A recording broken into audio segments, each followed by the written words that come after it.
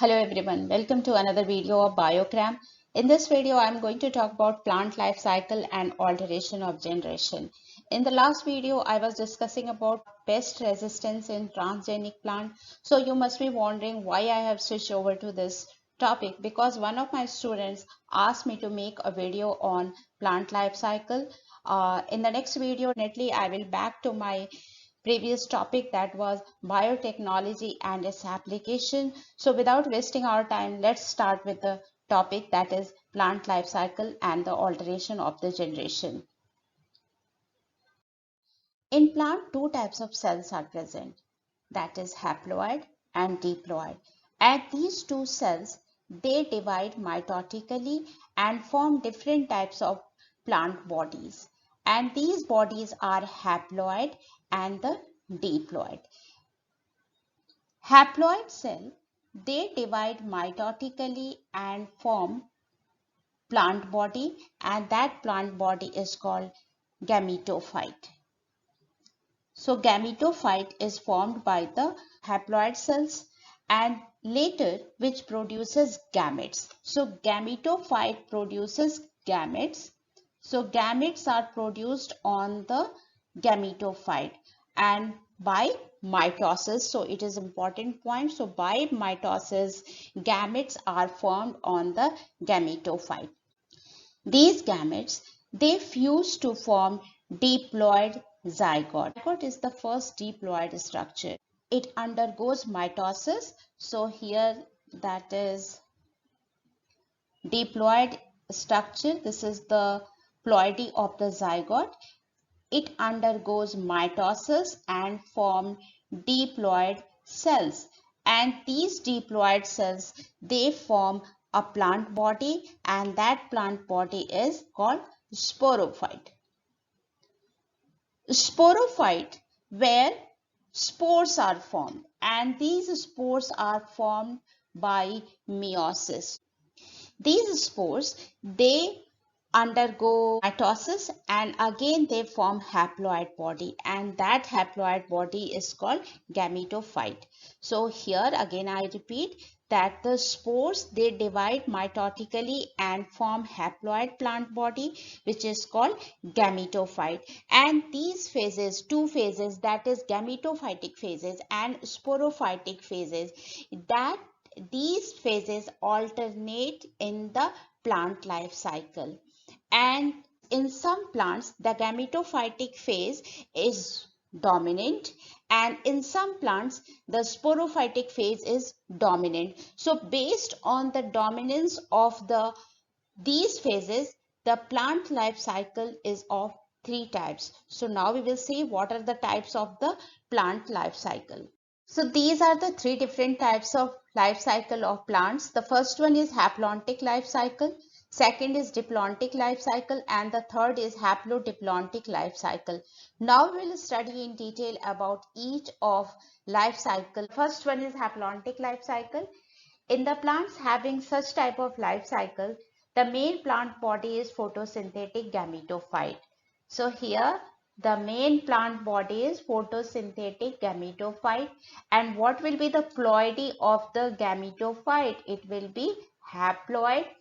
And for better understanding, it will be better if we start with the zygote, which is the diploid structure, and it forms by the fusion of the gametes. Zygote, it represents the sporophyte phase of the plants having this type of haplontic life cycle. Zygote undergoes meiosis and forms haploid spores. And these haploid spores, they divide mitotically and form plant body, that is known as gametophyte. And these gametophytes, they produce gametes by gametogenesis, and these gametes, they fuse to form zygote. So in the plants having this type of life cycle, the duration of this photosynthetic gametophyte phase is longer compared to the sporophyte. That's why this type of life cycle is known as haplontic life cycle. Examples are Chlamydomonas, Spirogyra, etc. Now about the diplontic life cycle. This life cycle is opposite to haplontic life cycle. And here the dominant phase, here that where I am just indicating that this is the diploid photosynthetic sporophyte, and this is the dominant phase. Here the ploidy will be 2n, and the gametophyte, here it is represented by haploid single cell or fused cell, and this type of life cycle occurs in gymnosperm and the angiosperm. Alga, that is fucus species, they also exhibit this type of life cycle. Here that is the, so you understood what is diplontic life cycle. Here the dominant phase is the photosynthetic diploid sporophyte. Fine. So this was about the diplontic life cycle.